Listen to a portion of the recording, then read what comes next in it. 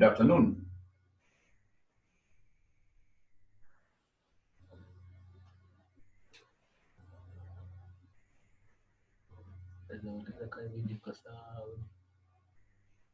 Good afternoon, ladies and gentlemen. Thank you very much. I hope you are able to see Mwalimu very well. You're able to hear Mwalimu very well.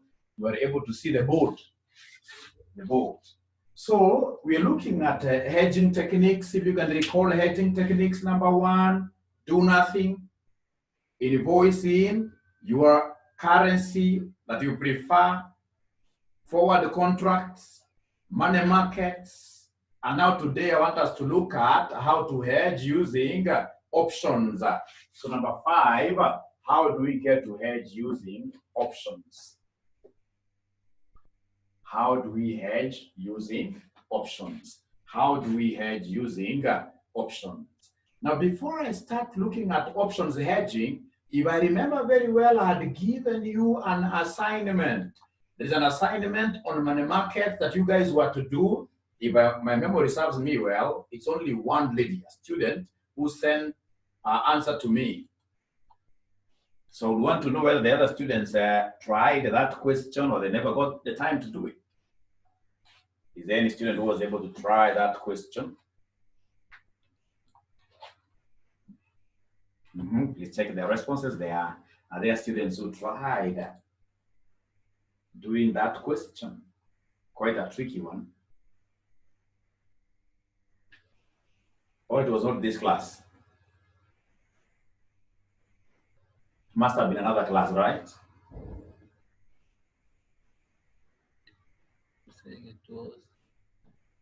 It was this class. So not a problem. You'll still have some time, like tonight, you can take 1 hour or even less than an hour for you to tackle that particular problem. Otherwise, please kindly allow Mwalimu here to introduce options to us. How do we make use of options to hedge foreign exchange risk?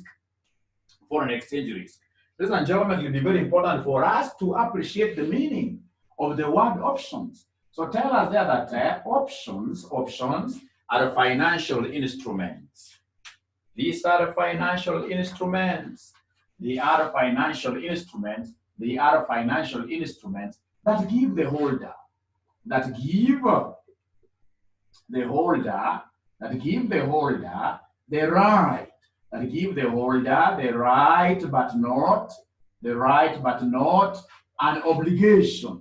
The right but not an obligation, the right but not an obligation to buy or sell, to buy or sell a specified quantity, of a security, For our case here, the security will be the foreign currency, currencies. So a specified quantity of a security at a predetermined price, at a predetermined what here? Price. So options are financial instruments. These are those financial instruments that give the holder the right but not an obligation. So it's not a must. The right but not an obligation to buy or sell a specified quantity of a security at a predetermined what year? Price. So somebody will, for example, tell you that in 3 months' time, come and buy $1 million from us at this particular price, So then if you have a situation where this person will tell you, come and buy this $1 million at this particular price, and then the rate is not contractual. During that price, this person will come, in this case here, to the bank and say, hey, this is expensive. If it's expensive, allow me to choose any other rate. So if we give this person an option to either procure these dollars at the predetermined rate, right? Or he procures the dollars at a different rate, then the arrangement we have between us and that person will be what we call an option. An option is a financial instrument that gives the holder the right but I'm not obliged, the right but not an obligation to buy or sell a specified quantity of a security at a predetermined price. From this option, from this definition of options, ladies and gentlemen, tell us that there are two types of options. There are two types of options. There are two types of options. We have what we call number one, the call option. We have the call option, and then number two, we have the put option.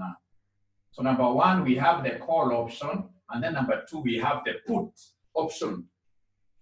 So ladies and gentlemen, calling like this. It gives you the right, but not an obligation to buy.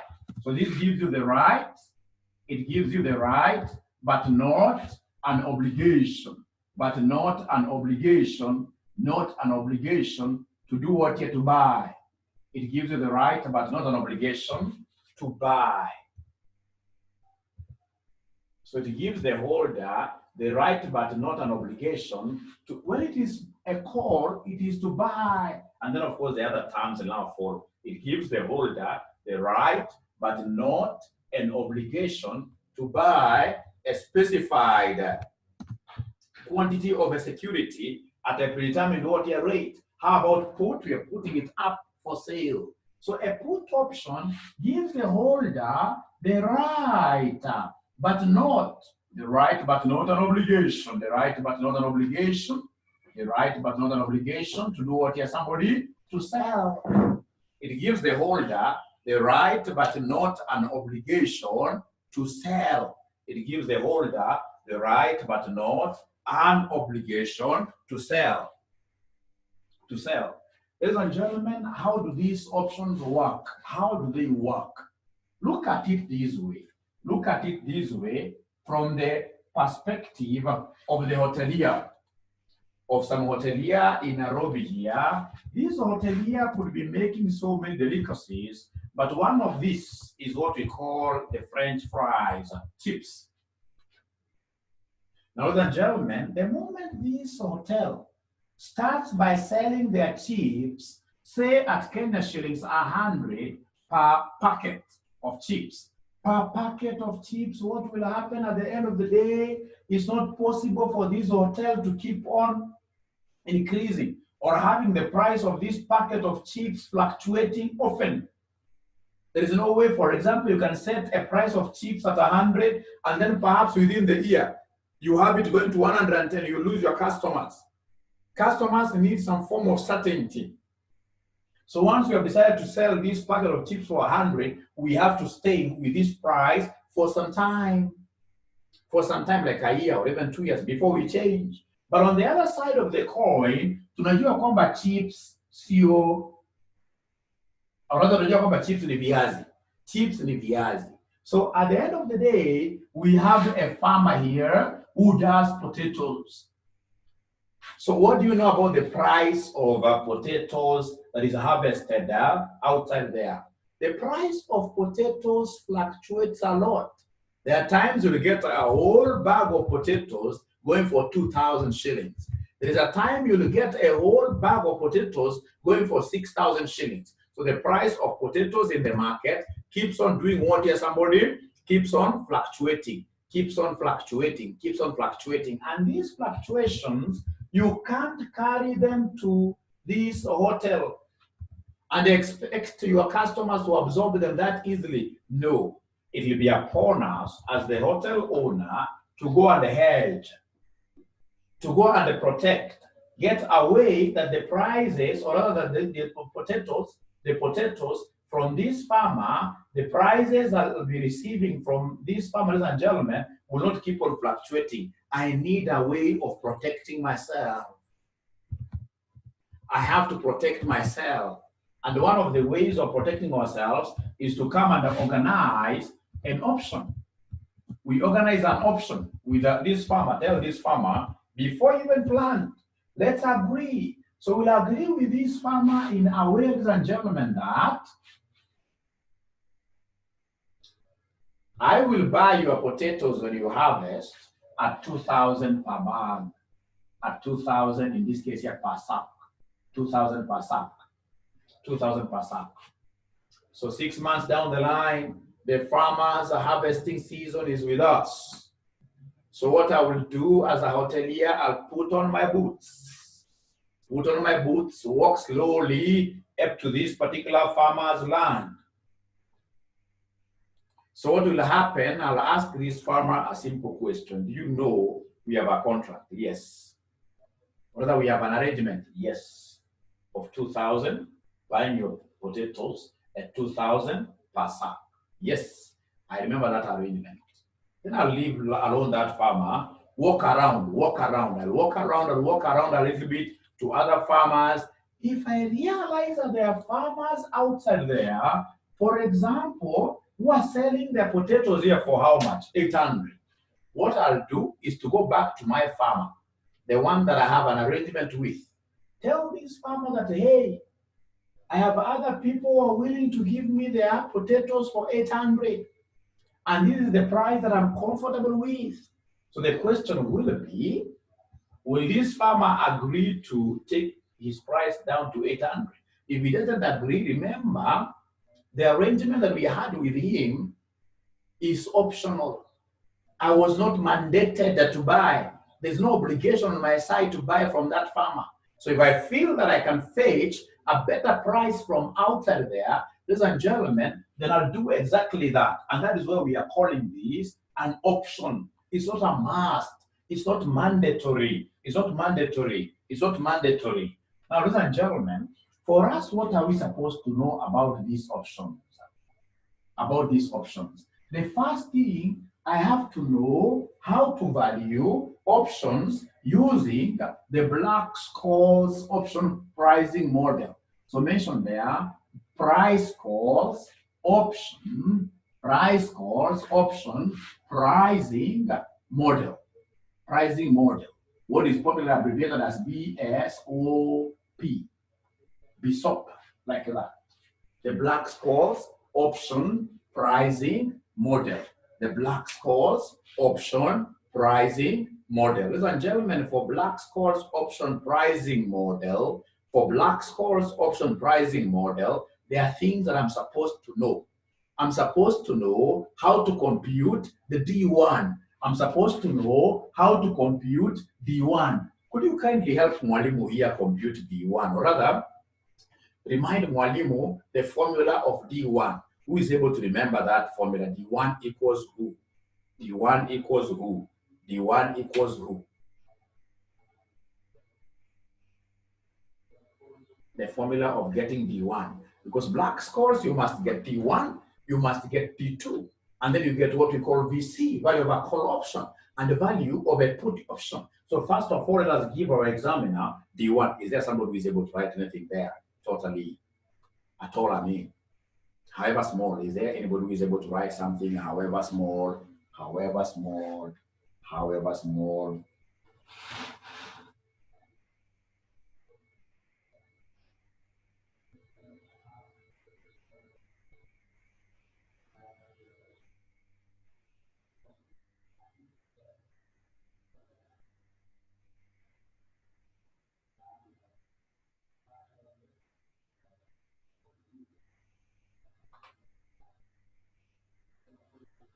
Ladies and gentlemen, here we are. To get D1, if you can recall, we used to talk about Napierian logarithm or natural logarithm. So we have ln into the spot, all over what here the exercise. Plus, ladies and gentlemen, here we have what we call the risk-free rate of return.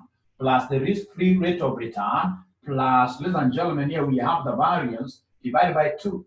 And then, of course, we have outside here the t which is time, the t which is time. And then at the end of the day, we have the standard deviation, square root of what here? Square root of t.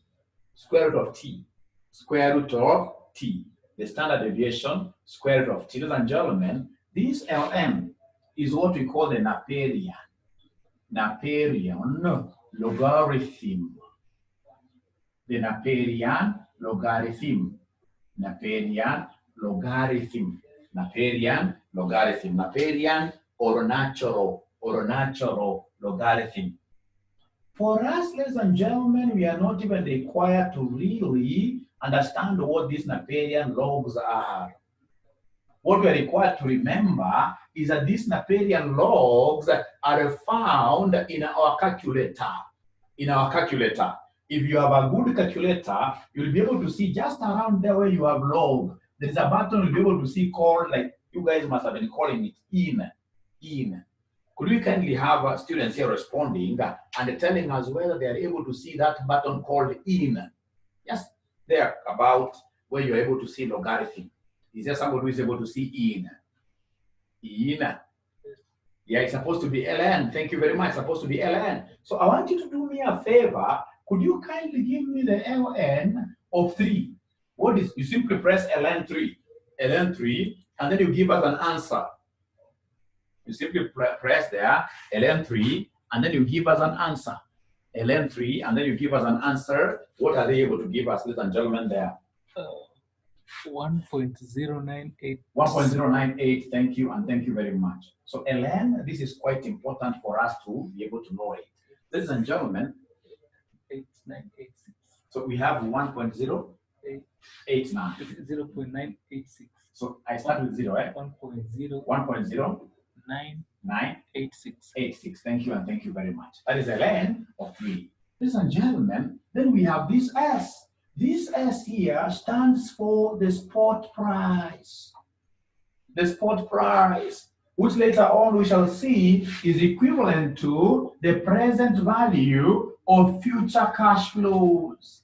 The present value of future cash flows.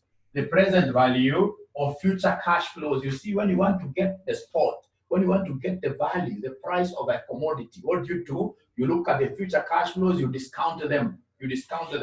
So this S stands for the spot price. And then we have E being the exercise price. This E stands for exercise price. We have risk-free rate of return. This R stands for risk-free rate of return. Risk-free rate of return. Risk-free rate of return. Risk-free rate of return. Ladies and gentlemen, we have this being the standard deviation. We have it being the standard deviation, standard deviation. Now, ladies and gentlemen, remember that whenever the standard deviation is squared, then automatically we shall be getting what we call the variance. So come and give us here, whenever we have these things squared, it will be called the variance. It will be called the variance like that. It will be called the variance. It will be called the variance. It will be called the variance. Now, ladies and gentlemen, listen and listen to me very well. We have our T. Our T here is time. Is time. The time to maturity. We have here time to maturity. And if you remember, this time to maturity must always be in form of what here? Years. The time to maturity must always be in form of years. If you're told here that the time to maturity is 6 months, if you're told the time is 6 months, then the T has to be 6/12, which will be the same as 0.5, Now, ladies and gentlemen, unfortunately for the students that I was with at RCM, even before this COVID came knocking, I've done all the questions the questions in the past paper regarding this. So the only thing we can do is to go to some handout that I have here, which I would want to project on the screen. We do the first question.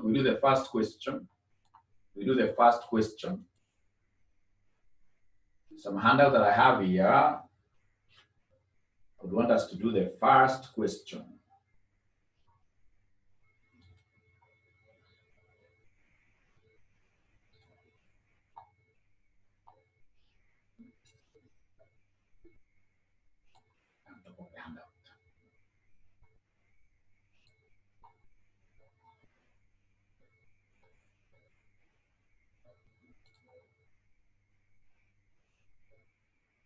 So, ladies and gentlemen, if you look at your screen very well, you'll be able to see where they're saying 𝗏𝗏𝗱𝗆's model. 𝗏𝗏𝗱𝗆's model. 𝗏𝗏𝗱𝗆's model out. Now they're able to see it. The 𝗏𝗏𝗱𝗆's model. So 𝗏𝗏𝗱𝗆's model, we are being told here.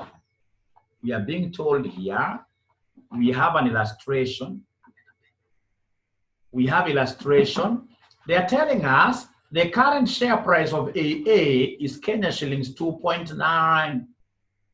Estimate the value of a call option on the share of the company with an exercise price of 2.6 and 6 months to run before it expires. The risk-free rate of interest is 6%, and the variance of the rate of return on the shares has been 15%.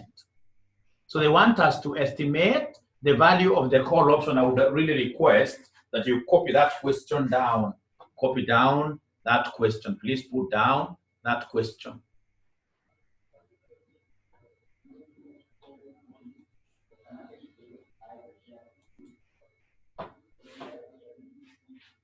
So please try as much as possible to put down that question. You put down the question. You put down the question. You put down the question.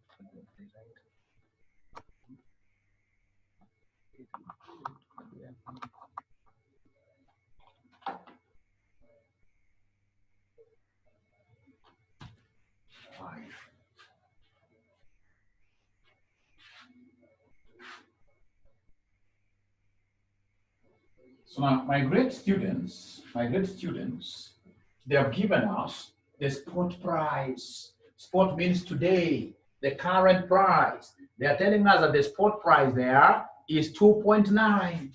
The spot price, which I want to believe you guys have written, is 2.9. And the excise price, they are telling us that the excise price is 2.6. 2.6, and I can see T is 6 months. So if it is 6 months, it will be 6 divided by 12, which is the same as 0.5. From there, I'm able to see the variance. What are they giving us as the variance? So the variance, ladies and gentlemen, that we have there, they have given us a variance of 15%. So the variance is 0.15. The variance is 0.15. The variance is 0.1. You see 0.15, 15%. And then, ladies and gentlemen, lastly, I will be interested in the risk-free rate of return R. What is the risk-free rate of return being given there? They must have given us the risk-free rate of return is 6%. So 6% is the same as 0.06. So how do we get the value of this call option using the 𝗏𝗏𝗱𝗆s? The first thing that I will do for me to be able to make use of 𝗏𝗏𝗱𝗆s is to write down the formula of D1 and evaluate it. It starts from there. You give us the formula of D1 and then you evaluate it. Give us the formula of D1 and then you evaluate it. Give us the formula of D1 and then you evaluate it.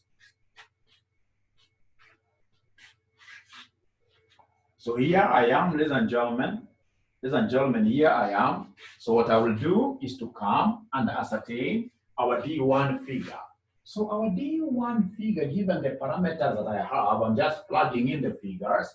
Our D1 will be equal to ln into S over E. The S is 2.9, all over E, which is 2.6, all over E, which is 2.6, plus into brackets here, we have the risk-free rate of return, risk-free rate of return is 0.06 plus, we have, fortunately, we happen to be having the variance itself. The variance here we have is 0.15. Please don't square it again. Don't square this out. Normally see students squaring it again, and yet whatever we have here is the variance. So 0.15 divided by 2, because the formula tells us to take the variance, we divide by 2, take the variance, divide by 2 like that. And then outside here, we have the time. The time which is 0.5, sorry. It's supposed to be 0.5. And then ultimately, everything will be divided by the standard. Listen and listen to me very well. If my variance is 0.15, then my standard deviation will be the square root of 0.15. The square root of 0.1. I can just leave it like that. So when I come here, my standard deviation here will be the square root of 0.15 times the square root of what here? T, which is 0.5. Now, ladies and gentlemen, the moment I reach there, I have to be quite aggressive. I have to be quite good with my calculator. Press there ln. Natural logarithm. Open brackets here, 2.9 divided by 2.6 close. Plus, open again, 0.06 plus 0.15 divided by 2. Whatever we get there, of course, there is a bracket, close bracket, times 0.5. And then you tell me the answer to write. You give me the answer to write. Give me the answer to write. Oh, they're saying they can't see the board. The board is clear. One person was complaining, but it's for Okay. So I hope you great students of ours are able to see our board clearly. I hope you are able to see the board clearly. There's a student here who has already gotten the figure as 0.452. 0.452, 0.452, 0.452, 0.452. I would want to get a student, especially from Summit, giving me these figures.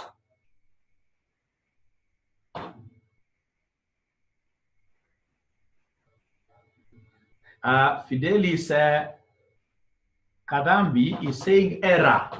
Yeah, he's quite honest. It's good to be honest. It's good to be honest. Him is getting an error. Please ensure that you punch this slowly. You say in. There's a button called in, natural logarithm. And then you open brackets, you say 2.9 divided by 2.6 close, plus open another bracket, 0.06 plus 0.15 divided by 2 close times 0.5. What are most of them? You can't get syntax error. Most of it 0.176. So most of them are getting 0.17? 1767. 67. Thank you, and thank you very much. How about the denominator? Who can give me this denominator? Who can give me this denominator? Who can give me this denominator? Denominator, we have here root 0.15 times root 0.5. And root 0.5. Somebody talk to me this afternoon. What do we have here? Somebody? 0.2739. 2739. Thank you, and thank you very much. Thank you, and thank you very much. Now, ladies and gentlemen, having gotten those two values, I should very easily give you the quotient now. I should very easily get a D1. So what are we able to get there as D1, my great friends?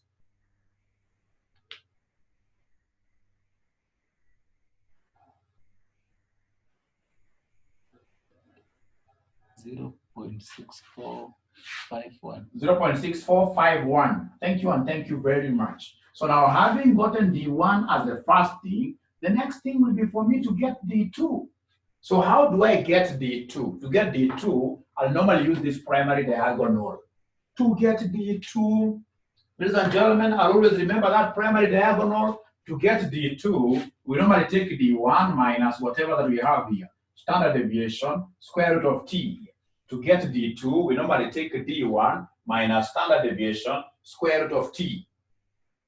So in this particular case, to get D1, I will take the D, or rather D2, I'll take the D1 that you guys gave me up there, which is 0.6451. minus the standard deviation. Remember, my standard deviation is root of 0.15 times my square root over, or the square root of my time which is 0.5. So could you be kind enough, ladies and gentlemen, by giving us D2? Kindly be kind enough, kindly, in this case, you give me the D2 value. Susan is asking, why did you multiply square root of 0.15? Okay, I'll be able to answer that question. But first of all, give me this. 0.3712. 0.3712. Now, ladies and gentlemen, remember, this question, they never gave me the standard deviation. What these people did, they gave me the variance. They gave me the variance. If you can remember, they gave us the variance which is 0.15. Variance which is 0.15. And yet I'm needed to get the standard deviation. Standard deviation is a square root. You can even see here. It's a square root of 0.15. If you wish, you can even go ahead to give us the standard deviation value. But normally, to avoid rounding off errors, I'm better off leaving it like that, so that when they tell me to have standard deviation root t, I know that my standard deviation is here. It is root of 0.15 times square root of time. Square root of time, in this case, your time is 0.5. So I hope, was it Josephine? Susan, I hope I've been able to answer you.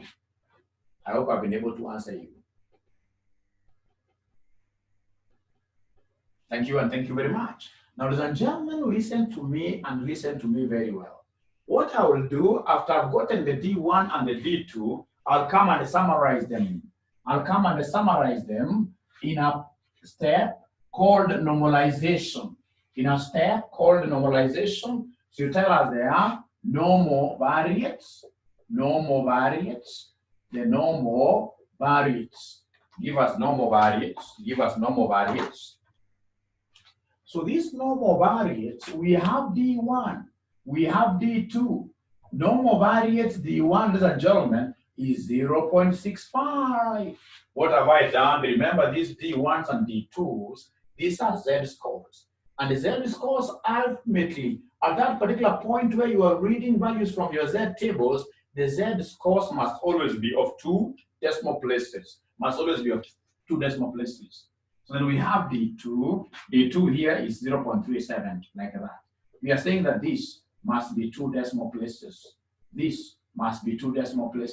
Now, ladies and gentlemen, listen to me very well. Having defined this, summarize this in form of 2 decimal places, I should be able to check out my normal tables. Normal tables are those tables with a very good ugali that can only be cooked by Mluya. Ile sababu ya ugali ya Mluya. Ugali ya Mluya inakuwa symmetrical. Mimi si Mluya lakini najua sana.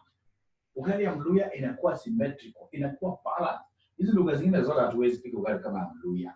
Ingine unapata apika ugali imelala hivi. Hata ingine hata ina kamulima, lakini bora inakulika. Kila kabila iko na strengths zake. Kwa mfano kama ni watu kutoka coast, watapika mchele wali kutoka asubuhi mpaka saa jioni. So inakuwa tamu zaidi. So kila kabila iko na, lakini ya Mluya iko symmetrical. This side inakuwa 0.5, this side inakuwa 0.5. So please try getting out of your way and you ascertain, see whether you have this particular what here, normal tables, and please, if possible, read for me this z-score entry values. So come and give us their entries. Give us their entry. So go to where you are able to see Z is 0.6, and then of course the second digit is normally there.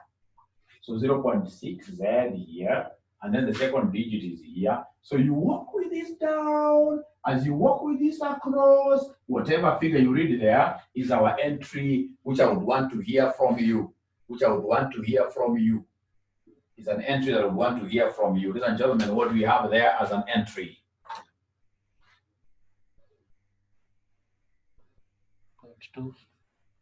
0.2422. Please ensure that you have your normal tables. Do you have our normal tables?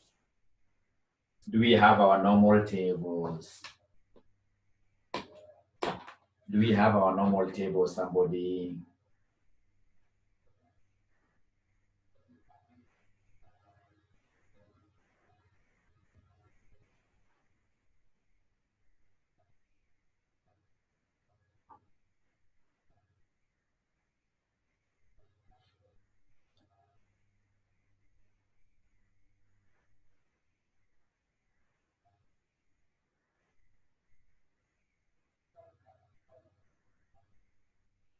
Very good.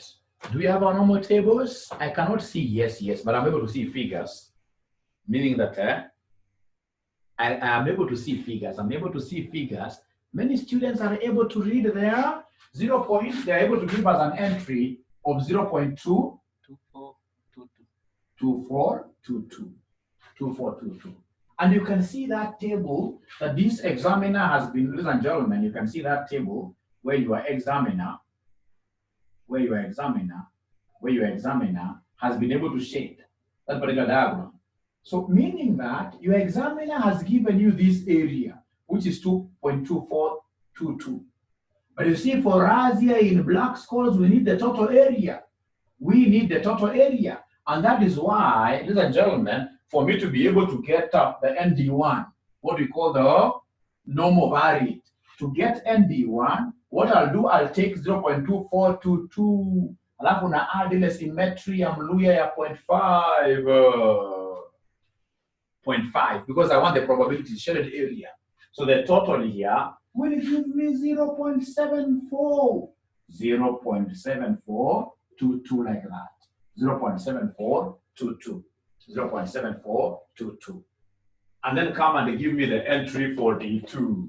Entry for D2. Please, if there is a day that I would expect you guys to participate more than any other day, is today. Just give me your ears, give me figures like that. And of course, the moment you guys are able to participate like that very well, I'll buy lunch. I'll buy lunch for everyone today. Today, I'll buy lunch for everyone today. The only thing you need to tell me is how do we get to meet all of us in a place that will be able to meet the COVID-19 rules. It's going to be lunch, of course, dinner. They're getting two different. So entry 0 point? Some are getting 0.6443. Then others are getting 0.1443. 0.1443. And because it is positive, ladies and gentlemen, meaning that whenever you have a positive figure, you take that positive figure that you have there plus 0.5. Plus 0.5. So you have here 0.1443 plus 0.5, which gives us what here? Somebody 6443. 6443, like that. But now, ladies and gentlemen, there is something that I always keep on warning my students throughout. In section 5, if I'm the one setting AFM, I can't provide no more tables. For section 4, yes. But section 5, I can't provide normal tables because this level is a serious managerial level. I expect you to have learned how to get the normal parameters, normal table probabilities using a calculator called FX570. Is there somebody who has got FX570 calculator or FX991? Is there somebody who has got an FX570? Please read your calculator. And I would want, in this case here, all those who have got very old type of calculators called FX1982. If you have got any calculator that is written in 1982, you can't use it. That calculator's usefulness ended the moment you cleared your high school and got your A in mathematics. It's a calculator that is so limited, you can even check its shape. It's so ugly. It's so ugly. 82. Called 82. Sort of flat calculators are big tummy, big belly. So do they have this 82? So they have 82. They have 82 MS. So is there somebody who has got 991 or 570? I show you how to get these probabilities. Something you are shown in in section 4. Thank you very much. I can see 570s. I can see 570s. So if you've got this FX 570, how do we go about it? How do we go about getting these probabilities? The first thing that you do is to press mode either once or twice until you see SD being displayed there. There's a button called mode. You press mode until you see SD being displayed. Is there somebody who has been able to press mode? It's either you press once or twice until you see SD. Yes. So when you see this SD, depending on the type of calculator that you have, below SD, you could either be having number 1 or number 2 below SD. So if your calculator has got number 1 below SD, you simply press 1. SD is a statistical mode. So if your calculator has got number 1 below, you press 1. If it has got number 2 below, you press 2. Is there somebody who has been able to follow up to there? Please ask questions there.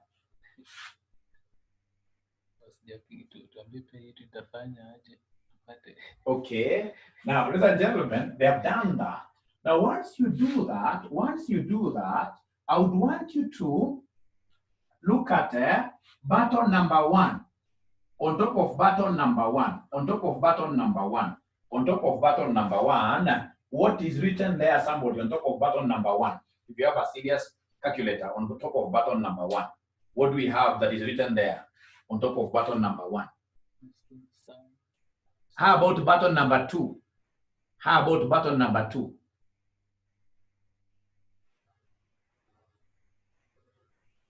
I'm looking for that particular button which is written distribution, which is written DIST.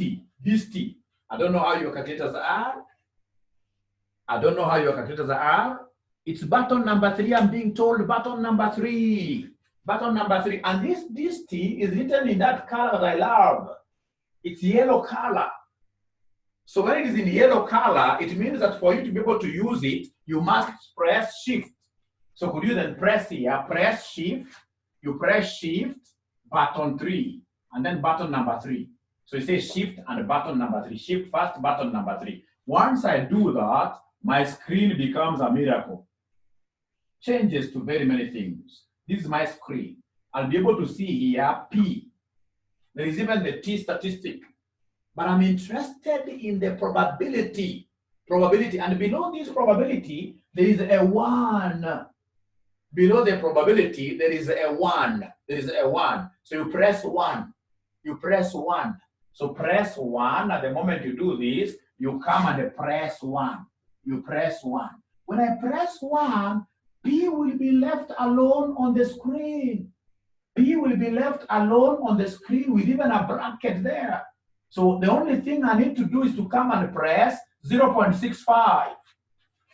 And then I say equals. I'll press 0.65. I don't even have to close.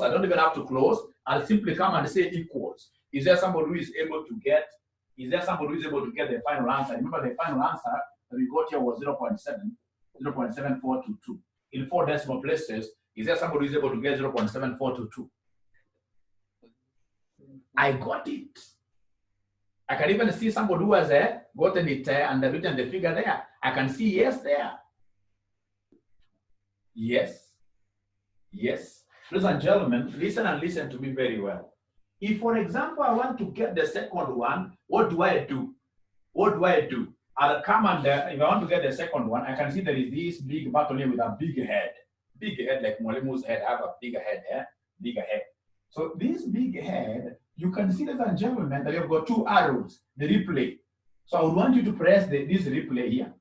When you press this replay, you can see this figure dancing, or you can see the cursor somewhere dancing, telling you that these things are ready to be deleted. So could you kindly delete this figure? You delete all of them. And then you press the proper figure. You put in the proper figure, which is 0.37. So once you press this, you'll be able to see these figures are dancing. When they're dancing like that, it means that they are ready to be removed from the screen. You delete them.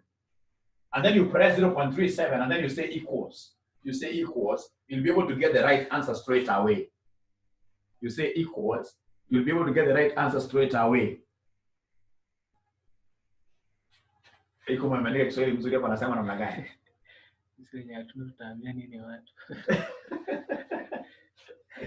So what are we able to get here, my friends? The final answer here, somebody. The final answer for ND2 is what here, somebody? 0.6443. 0.6443. I would want to repeat this procedure again. But remember, you can only do this using a special calculator called, in this case here, FX-500-70, or FX, in this case here, FX 991. FX 991. Ladies and gentlemen, remember these are things that you were taught in section 4 QA. If your mwalimu never taught you this, then mwalimu must have been having a problem. Or if you never understood this in section 4, you yourself, you must have been having a problem. Right? And in section 5, what we normally do, look at all the settings that these guys have ever brought us, Black-Scholes model. They don't give us a calculator. And I normally laugh when I'm invigilating these exams. The student will put up their hand like this. I go to where they are. Somebody will even start explaining themselves that, mwalimu, this is the only question that I know. The only question that I can do in this entire paper. But CASNEP has not given us a normal table. So of course, how will I respond? I respond by telling this student that I'm a primary school teacher. I even don't know what a normal table is. And the CASNEP has told us that there are no errors in the paper. So you will see that student frowning throughout, because for sure, that is the only thing that that student knew how to do, but he doesn't know that he can get these figures using at this level. We expect you to rely on your calculator to get the normal probabilities. So allow me to repeat. Should I repeat, or we have understood how to get these figures using a calculator? It's asking, where do we get the special calculators? Special calculators, I don't sell them, but if you go to this textbook center, these bookshops, you'll be able to get these special calculators. They go for about 2,000, 2,500. You buy that and you're sorted out. You can also get them from these streets, like I saw somewhere at 𝘊𝑚, they were selling them. But you must also be able to feel the weight. These calculators, when you get a calculator that is so light, that calculator is fake. It's fake. Very good. Now, so should I repeat, or I wait for all of them to buy the calculator? What are they saying? 3 and 4 of them had said repeat. Repeat, no problem. So if they said repeat, the first thing, we go to the SD. Go to SD mode. What do? You press mode. Once you press mode, you see so many things like computational SD. In most calculators, this SD, below SD, you'll see 2, or you'll see 1. So if it is 2, I go there by pressing 2. So when I press 2, now that I'm in this statistics mode, I should be able to go to the probabilities. How do I go to the probabilities? I have the distributions on top of number 3. So then the next thing will be for me to press Shift button 3.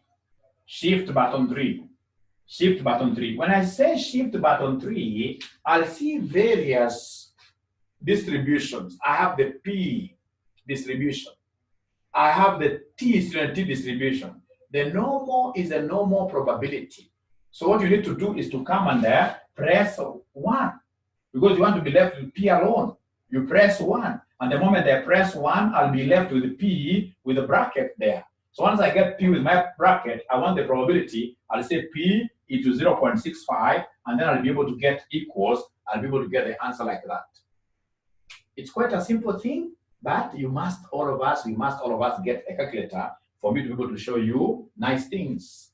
Remember, this is not the only thing that calculator will do. This calculator, especially for advanced MA, will help us in so many other areas. It's a powerful calculator, which is even able to do integrations. It's able to integrate functions very easily. Now, ladies and gentlemen, having gotten our normal values, ND1,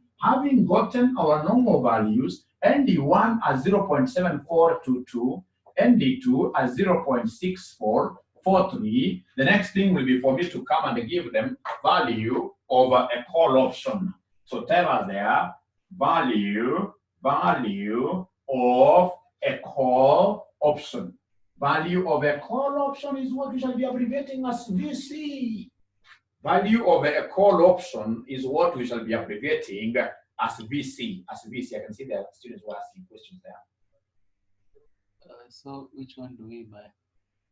If you can, go for 570. 570, I prefer that one. They're the same, basically. The only difference is that the 991 has got a solar system.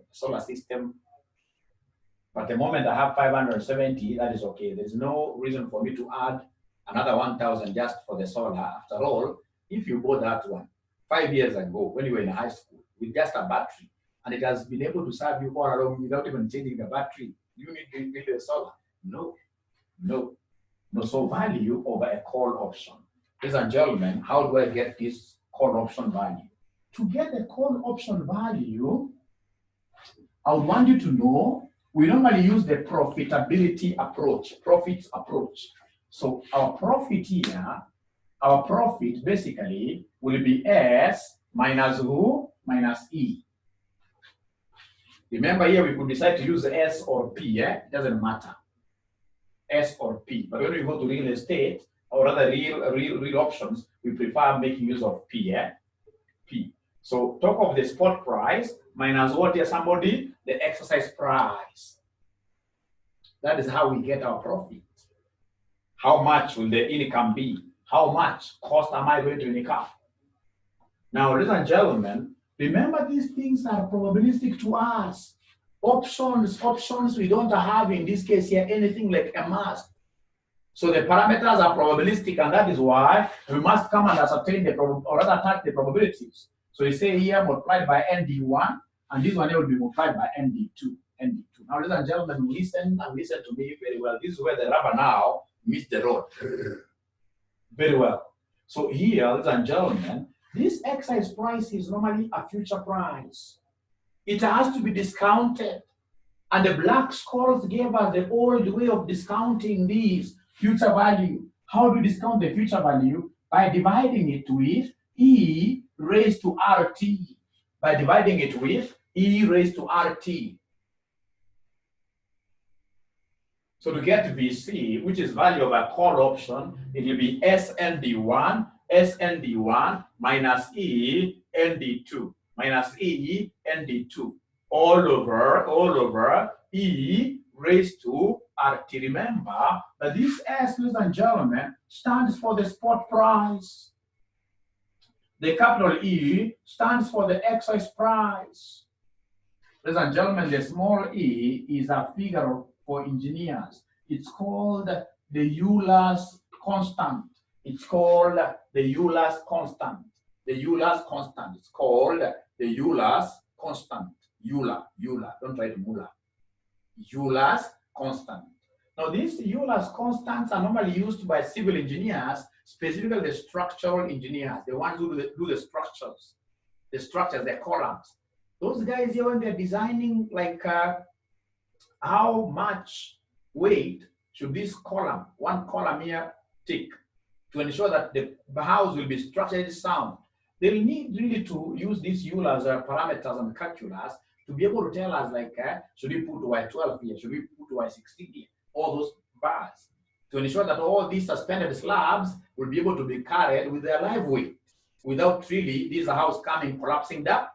So for accountants, we're not supposed to delve into much here, as we're supposed to know that this E is found in a calculator. E is found in a calculator. And all calculators for that matter, we never say that you throw your 82s. The 82s are also strong in some areas. Like now they have this Euler thing. They have, yes. They have the Euler thing. If you look at your ln, if you look at your ln, if you look at your ln, if you look at your ln, on top of your ln button, you will see a small e raised to power what here? Power x. Now, ladies and gentlemen, I would want you to do me a favor. Of course, this is in that color that I really love, the one that I normally keep on singing that you use it for highlighting, the yellow. Yellow color means you have to go and shift. You press shift and then you press LN. Yellow is a shifting color, shifting color. So ladies and gentlemen, what I would want you to do me is a small favor. I would want you to tell me what is e raised to 2? What is e raised to 2? What is e raised to 2? Ladies and gentlemen, what is e raised to 2? And for that matter, disclaimer, I've told you, it is all calculators that will be able to undertake this, including that small calculator with a big stomach. Let's call it a 2. And give it a 2.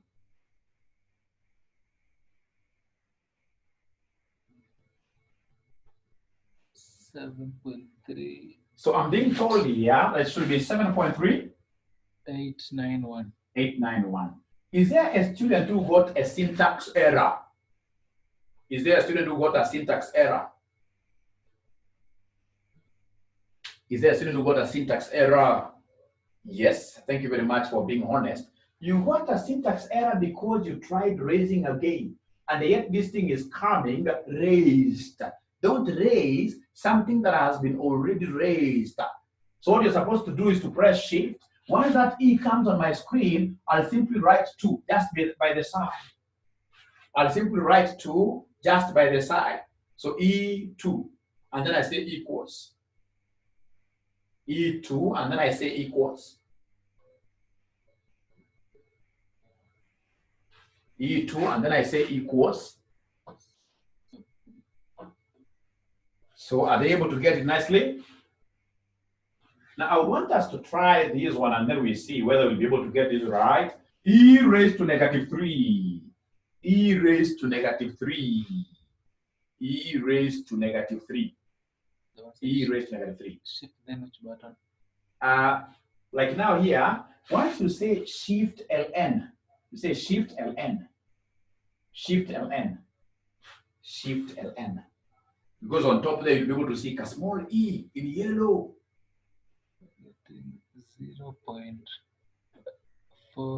0.0. 49. See how many students are able to get this figure. How many of us are able to get this figure? How many of us are getting syntax errors or maths error? Maths error.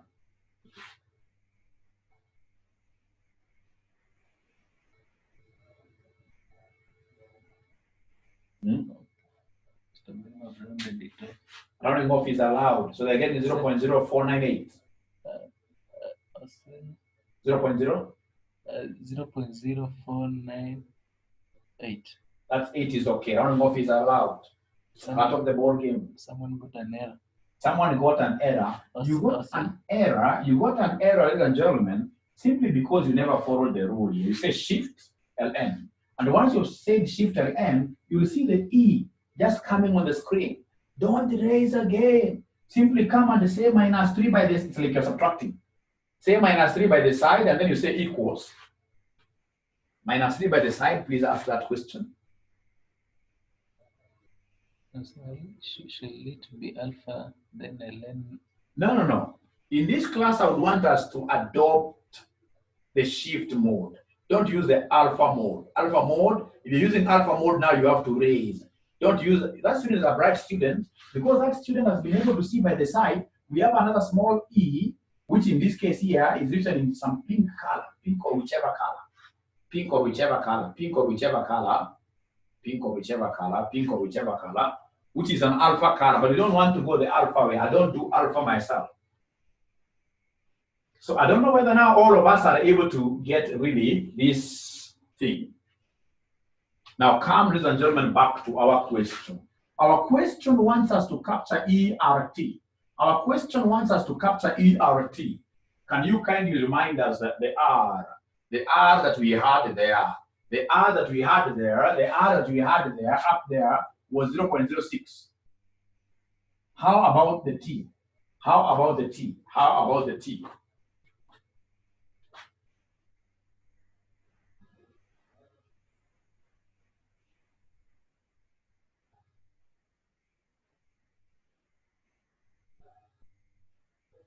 Please talk to me.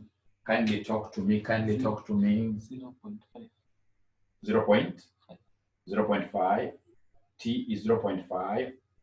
T, I'm being told, is 0.5. T, I'm being told, is 0.5. So T is 0.5. So if that is the case, the next thing that I'll do is to come and simplify this. You multiply the 2. When you try multiplying the 2, you'll end up getting 0.03. And then I'll come and evaluate this e raised to 0.03. So e raised to 0.03 at the end of the day will give us what figure?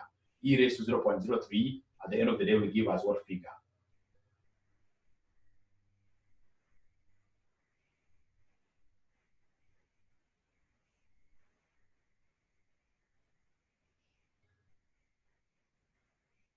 E raised to 0.03 will give us what figure, somebody? 1.0.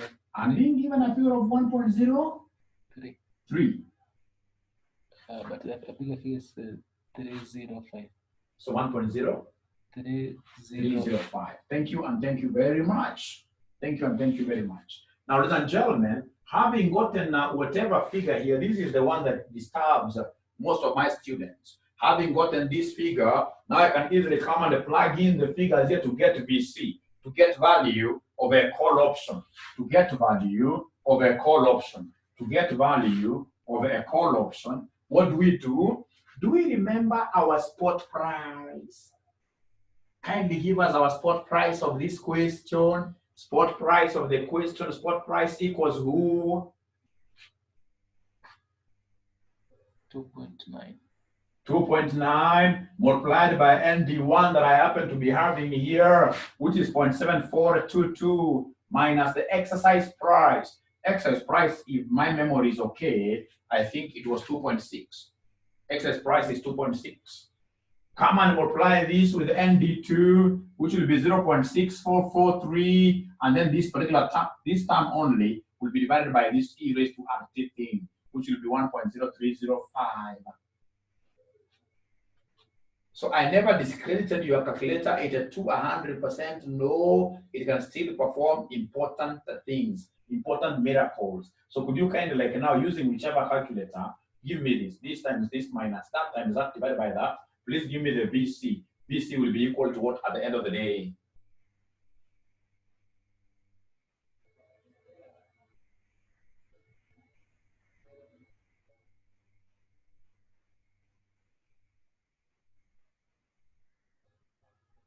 Mr. Jogi is asking, how did you get 0.7422? 0.7422. This one we used a normal table.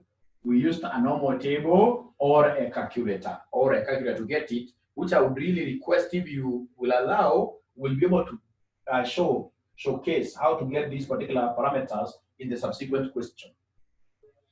They're getting 0.5268. They're getting the final answer as 0.5268. Thank you very much. That is the value of a call option. The value of a call option. The value of a call option. Right for me there, value of a put option. Value of a put option. So we have here value of a put option. Value of a put option. So ladies and gentlemen, put option can only be derived from the call option. Put option that we shall be abbreviating as VP. VP. For us to get VP, there is no any other way of getting VP other than starting with VC. You start with VC. And then now what do? You transfer these terms the other side. You transfer these terms the other side to join the VC. So this one crossing over, it becomes a minus S. This one crossing over, it becomes a plus E all over E raised to RT. So I want to explain this better. To get value over a put option, ladies and gentlemen, we normally take the VC. We start with this VC, and then we transfer the terms on the other side. And then if you are keen enough, ladies and gentlemen, put is the seller. The seller will be realizing these parameters today. So the seller is not, ladies and gentlemen, uncertain about the cash flows. So for the put option, we don't put the probabilities. For the put option, we don't put probabilities. For the put option, we don't put probabilities there, ladies and gentlemen. So if that is the case, I would want us to come here and substitute somebody here. Let's come here and plug in the figures. We start with value of a put option. Unfortunately, I've grabbed my call option. It was 0.5 something. The value of the call, I've been able to delete it, but I remember it was 0.5 something. 5268 minus the spot price. The spot price, we got a figure of 2 point what here, somebody? 2.9. Plus E, ladies and gentlemen, E, which is 2.6, divided by this thing of E raised to RT that I've forgotten. The E raised to RT which we had obtained. E raised to RT we had obtained it. E raised to RT we had obtained it. E raised to RT we had obtained it. E raised to RT we had obtained it. What do we have? 1.0305. 1.0305. Thank you, and thank you very much. Meaning that the value of the put option at the end of the day will be equal to what here, somebody negative.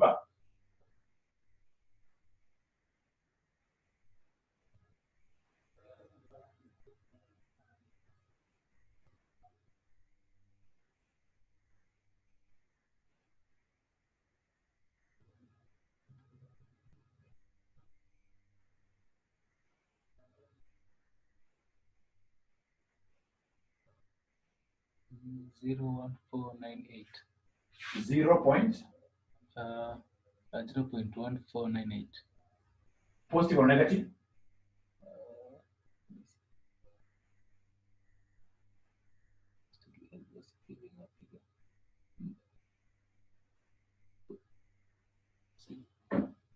Positive. I think the new figure they're giving is negative 4 point. Negative? 4 point. No, it can't be 4. It cannot be 4. Yeah. Can't be 4. Cannot be 4. Because you see, this one when I divide, it will be 2 point maybe 1 or something, plus this, that is 2 point something, minus 2.9. Perhaps this answer was even correct. See, most of them are getting negative 4.8962. Negative 4? No. They're not using volume as well. They're not using volume as well. What I know they have done, like, is they're not using volume as well. Let me just do it for them. So if I do it for them here, we have calculator. So we have 0.5268 minus 2.9 without putting a bracket anywhere, plus 2.6 divided by 1.0305. 1.0305. If I say equals, I'll end up getting 0.1498. 0.1498. 0.1498. So this figure is pretty much correct. The figure here is pretty much correct. Now, ladies and gentlemen, having gotten that, I would request that we go to our past papers. You go to our past papers or our revision kits. And look at just one question. My RCM students will have to forgive me because I'll be repeating a question that we did. I just tried to check around today to see whether there's any that we never did with you. I realized like we've done most of them, all of them actually. So please look at, if you're using this revision kit, it's page number 13. Page number 13. May 2016, question 1. May 2016, question number 1. May 2016, question number 1. Part B. Part B, Part B, Part B, Part B, Part B, Part B. Because I would want to demonstrate this question on Facebook. It's good to put a number there. So Part B, question 1. We are told, have they gotten the question? Have they gotten the question? May 2016, question number 1B. Do they have the question? Thank you very much. I can see very many yeses. So Part B, they want us to, or rather Part B, Planet Limited is considering undertaking a 20-year project which requires an initial investment of shillings 250 million in a real estate partnership and whose present value of expected cash flows is shillings 254. Planet Limited has the option to abandon the project anytime in the next 5 years for shillings 150 million. The variance in the present value of the cash flows is 0.09 and the 5-year risk-free rate is 7%. So they want us to give them the net present value of the project, including the option to abandon the project. Ladies and gentlemen, this category of a question falls under what we call the real options.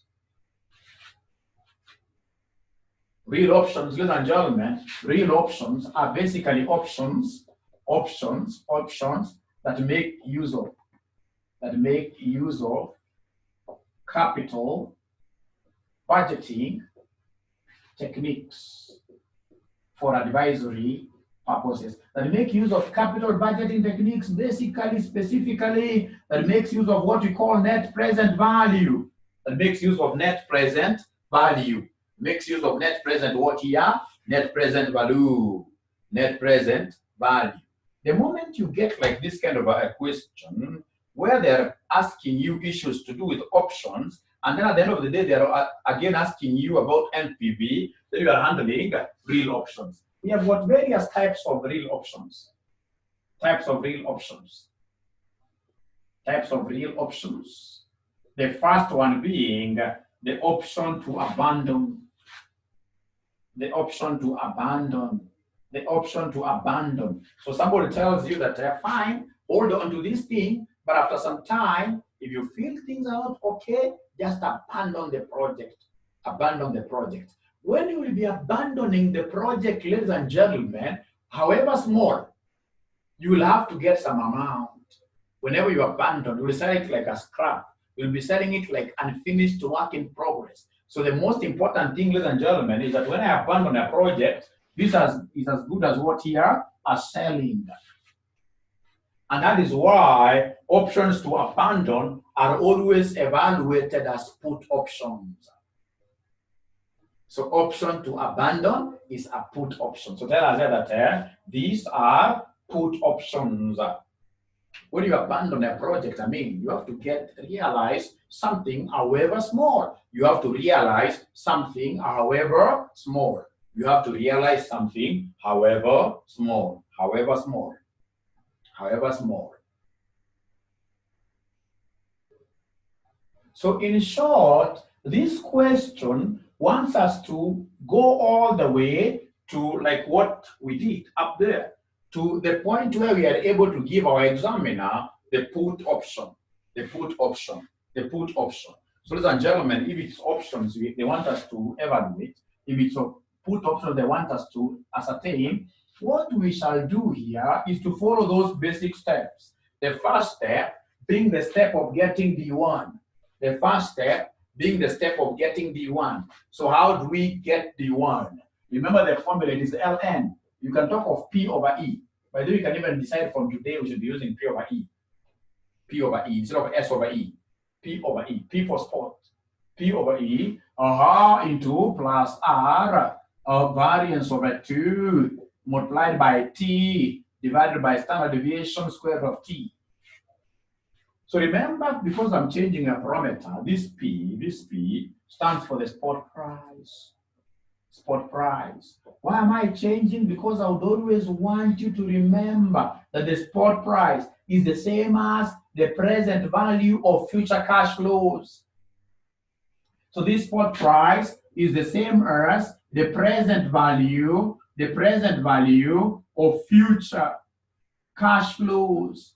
The present value of future cash flows. Who is able to see the present value of future cash flows that have been given in this question? Is there somebody who is able to see the present value of future cash flows which have been given in this question? Because the moment you lose it out in that, then you get 0 in the entire question, and then you'll come back to us telling us how, Mwalimu, am I failing this AFM 5 times? Am I cast? There's nothing like being cast. It's yourself who never took the opportunity to understand these things very well. 254. 254. So the present, so we are talking of this being 254. Ladies and gentlemen, we have here E. E is the exercise price. Is the exercise price. Given that this is an abandonment, it's an abandonment question. If I decide to sell the abandoned project, if I abandon today, what gain will I make?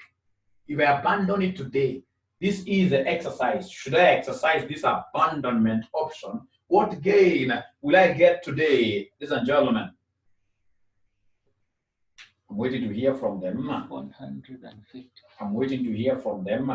They're telling me that E should be 150. You guys are bright.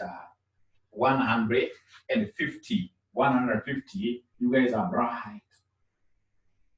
Now, ladies and gentlemen, of course, the others now we can plug them in. Let us now try to plug in everything for us to be able to get our D1. Let's get our D1 by plugging in these things here. So our D1 will be equal to the Napierian logarithm. So natural logarithm there. P, you have given me a figure of present value 254 all over 150 into, have they given me the risk-free rate of return? Yes. Down there before required, the last sentence before required, they have told us the variance in the present value of the cash flows is 0.09. And the 5-year risk-free rate is 7%. So 0.07 plus the variance, they're telling me 0.09 all over 2. By the way, listen to me very well. They have given me the variance, which is normally symbolized like this. Standard deviation squared. This is variance. And that is why they normally tell us that if you want to get standard deviation, this will be the same as the square root of the variance, which will be the same as the square root of 0.09. Square root of 0.09. So square root of 0.09, could you kindly give me an answer? Square root of 0.09 gives us what figure, somebody? 0.3. Multiplied by the time. So could you kindly give me the time? What am I going to use here as the time? Am I going to make use of the 20-year project?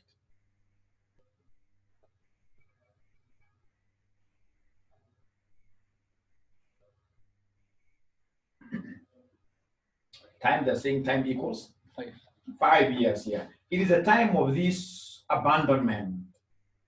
The time of the abandonment is in the next 5 years. So the T is 5 years. All over the standard deviation, which you guys have been able to give me, which is 0.3, into the square root of T. The square root of T, which is 5. So could you kindly move slowly, very slowly, like how these army officers engage in what we call slow march. Slow march, is right. Go slowly until you give us this figure called D1. The figure called D1.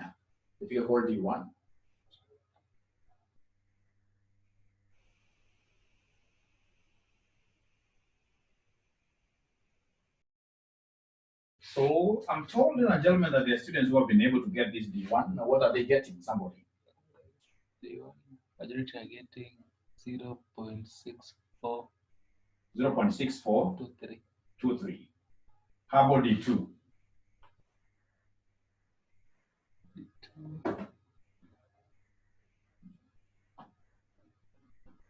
D1 is 1.64, not 0, 1. Oh, so D1, I'm being told D1. 1.64. 1.64. How about D2? Let me see. D2. 0.97. 97, eh? 15. So let's start again. Please give me the figure that you guys got here for D1. Give me the figure that you guys got here for D1.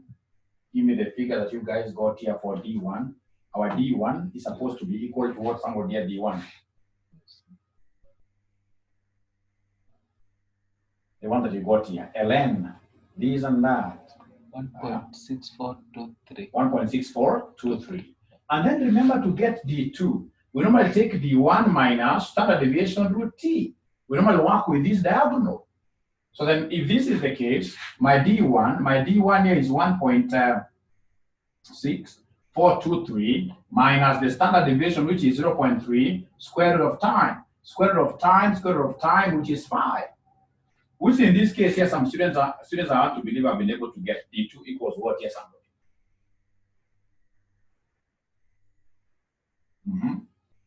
0.97. 97, eh?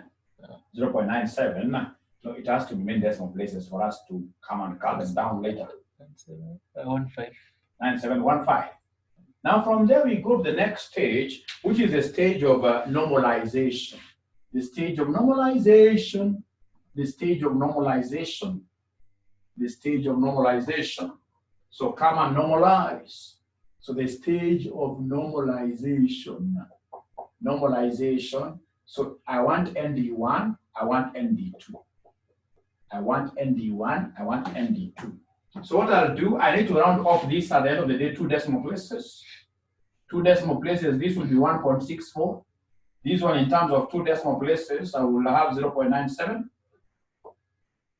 Now, assuming all of us will be buying these calculators, how do I get the normal distribution out of this? To get the normal distribution, number one, I'll say shift, not shift, but mode. Mode, I get standard deviation. Mode, I get standard deviation. Once I get a mode standard deviation, now the next thing that I will do, so if, for example, I press mode, I'll see so many things on top, 3 things. Then I see SD, perhaps there is a 2 below it. So I'll press 2. I go to SD. And then I look for this button number 3. Button number 3 is called the distributions. So button number 3, I'll have to say shift number 3.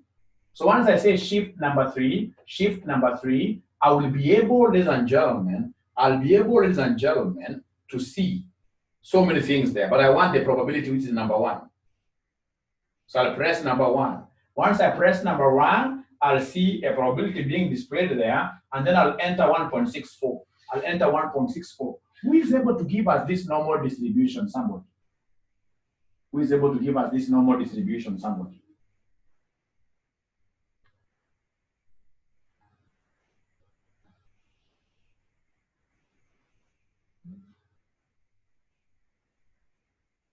Is there somebody who is able to give us this normal distribution? 0.9495. 9495. How about ND2 using a calculator? How about ND2 using a calculator? Somebody using a calculator called FX570.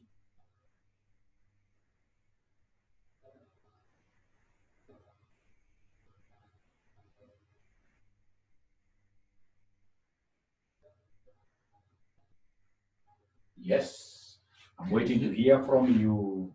0.83. I'm being told here 0.83. 40. 40. Thank you, and thank you very much. How about for those brothers of ours, brothers and sisters, who do not have this calculator? For us, we must make use of the normal curves, the normal tables. So what I'll do, for example, for ND1, I'll go to a normal table. This normal table, with a normal table, I'll search for the Z, which is 1.6. And then straight away, I will look for the second digit here, 1.6, this is found here. And then 4 is the second digit there. So I'll come like that, read the figure that is there.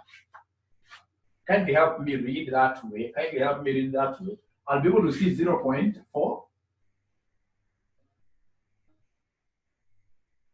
So I'm looking for the Z. I'm looking for the Z of 1.6. Second digit is there. So what figure will I get? Yes, number 0.4. Ubasa 570. Some now I'm also superstar out of somewhere figure. 2.4495. 4495.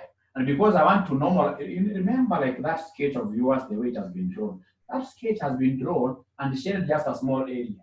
Na ugali ya mluya ukishajua inafika hapa unakula yote, pana kula ugali ya mluya pole, unakula yote sababu ni tamu kama keki like that. So lazima ukiwa unasema hapa plus what ya somebody plus 0.5. You add 0.5 like that. You add 0.5. So ladies and gentlemen, if that is the case, I'll end up getting the same figure like that. I will end up getting the same figure. I will end up getting the same figure. I will end up getting the same figure. So 0.4495 plus this gives me 0.9495.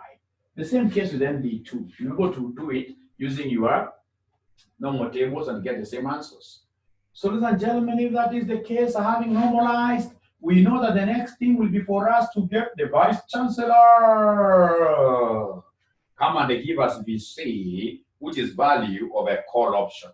So value of a call option, if I'm the one doing this, I will remember that subject that I liked most in my primary school. Physical education PE, or SE, like we said, we'll start now making use of P as our symbol. Now, because it is a value of a call option, we must introduce ND1 here. We must introduce ND2. And because this is a futuristic thing, we need to come and discount it by dividing it with the R, or rather E, raised to power RT. And here, really, the technicality is for us to get E raised to RT. I want to stop there, ladies and gentlemen, not stop the class, but stop any workings, further workings, until you guys go through the entire thing, until you guys give me the value of the put option. I have to involve you. I have to involve you. So I'm giving you 1 minute. I'm giving you 1 minute.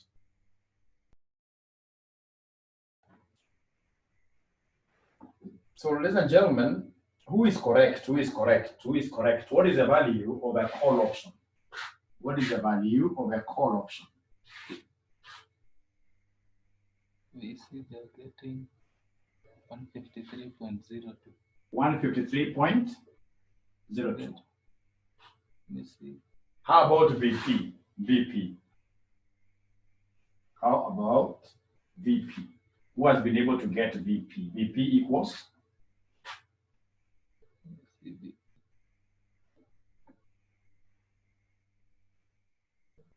4.72.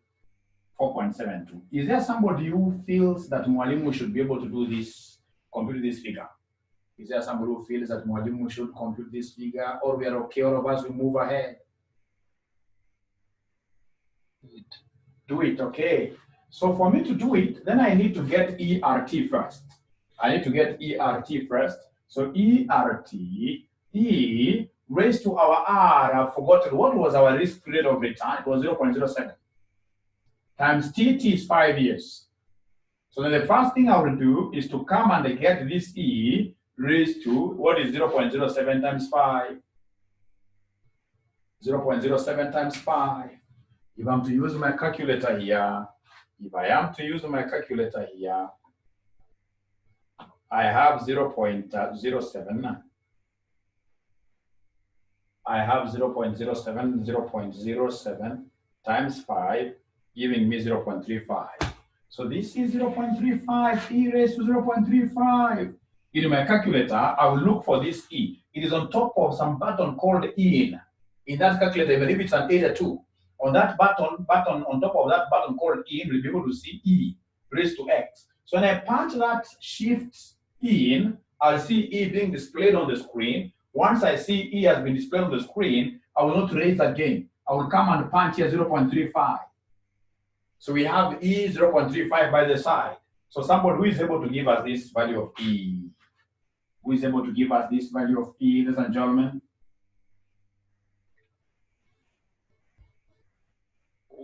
$1.419. Thank you, and thank you very much. Remember P.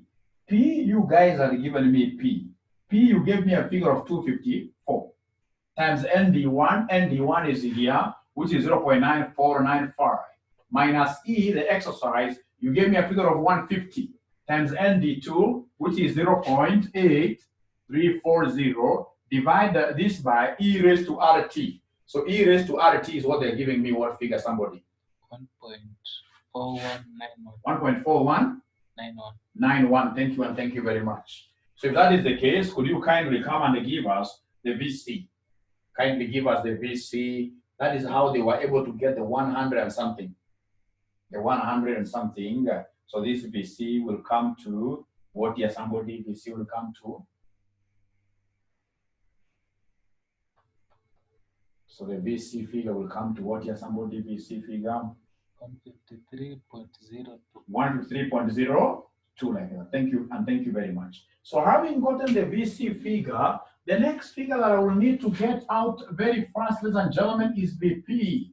I would have ended it here. But remember, this is an abandonment question, which is like a selling question. So for the abandonment, I have to get value of a put, which can only start from BC. And then I'll take these things to the other side. So we have here minus P. This becomes plus E, all over E, raised to RT. Remember, here we don't put the probabilities. We only put probabilities when we are computing values of a call option.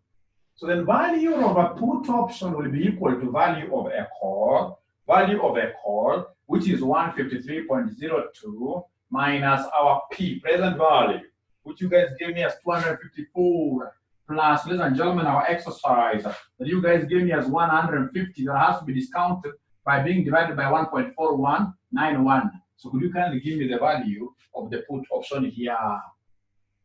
Give me the value of the put option. And I hope my brother here has some other question that I would want us to do next.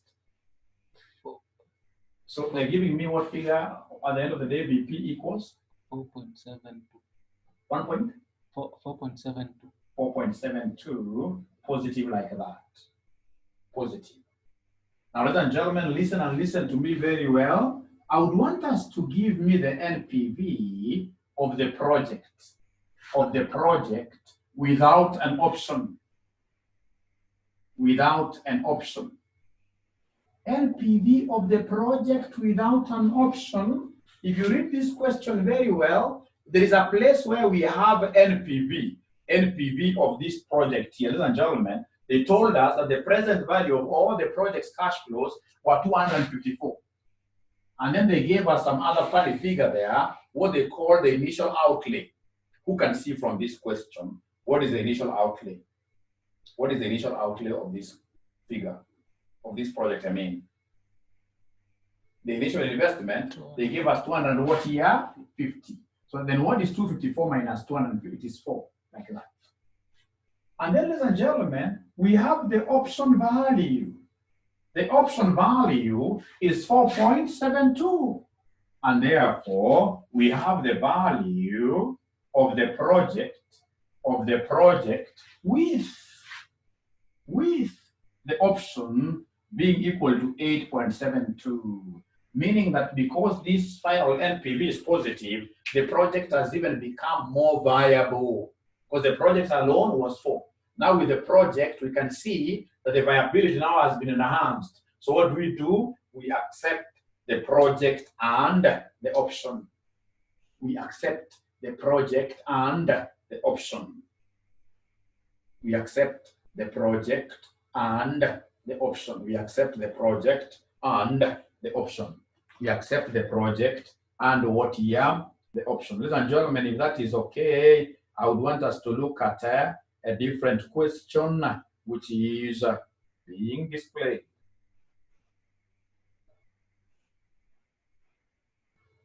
There.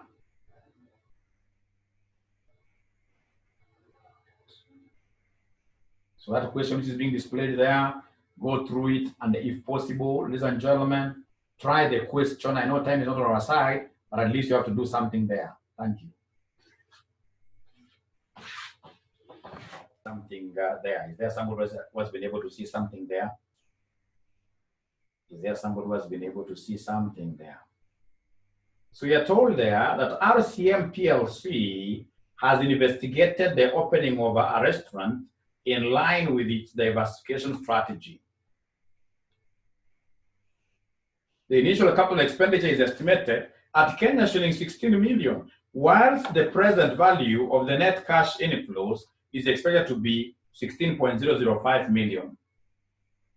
If this first restaurant is opened, 𝗷𝗻 PLC would gain the right, but not the obligation, to open a second restaurant in 4 years' time at a capital cost of 22 million. Ladies and gentlemen, I can see an opportunity there, an option there.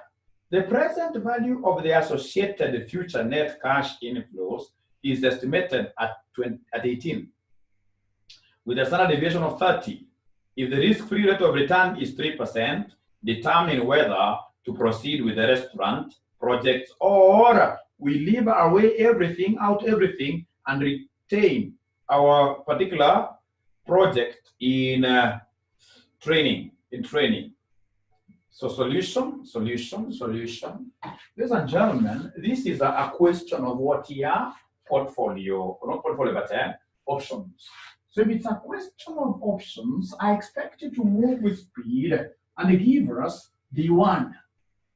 Give us the one, give us the two, etc. And because I remember that this is the time that our Muslim brothers and sisters pray, we can't proceed. I hope you guys have had a good session with Mwalimu here. Yeah, and if you want, of course, more videos of this, remember we have got our videos. You simply log onto our website and you should be able to watch those videos. And specifically for these real options there, you really need them. Otherwise, I'm very happy to have been your host this afternoon. I look forward to seeing you again over the next class. Yeah, next class. I hope you enjoyed. Do we have